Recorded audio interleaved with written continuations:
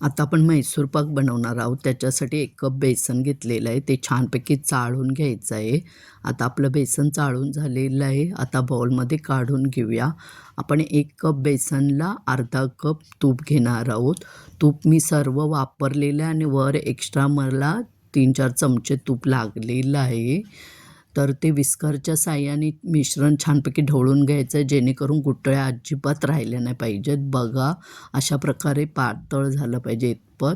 आता त्याच्यासाठी आपण पाक करून घेणार आहोत. तर मी 1 कप साखर घेतलेली आहे, अर्धा कप पाणी घेतलेलं आहे. पाक असा एकतारी करायचा आहे. बघा, बघू शकता तुम्ही. जास्त करू नका, नाही तर मग म्हैसूर पाक कडक होतो.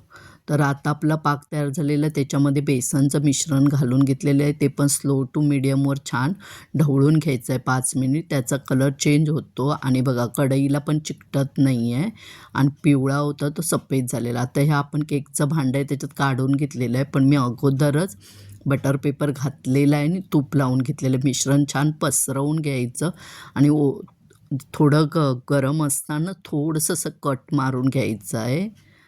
आता गार झाल्यानंतर पूर्ण गार करून घ्यायचं आहे आणि मग काढून घ्यायचं आहे. आता आपण कट करून घेऊया, म्हणजे वड्या पाडून घेणार आहोत.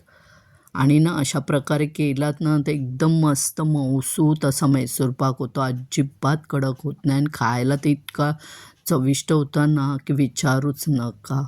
बघा आता आपला तयार झाले. बघा किती पटपट तुटतो. तर असं करून बघा, छान होतो. आवडलं तर लाईक करा, शेअर करा, सबस्क्राईब करा, फॉलो करा, कमेंट करा. मस्तच.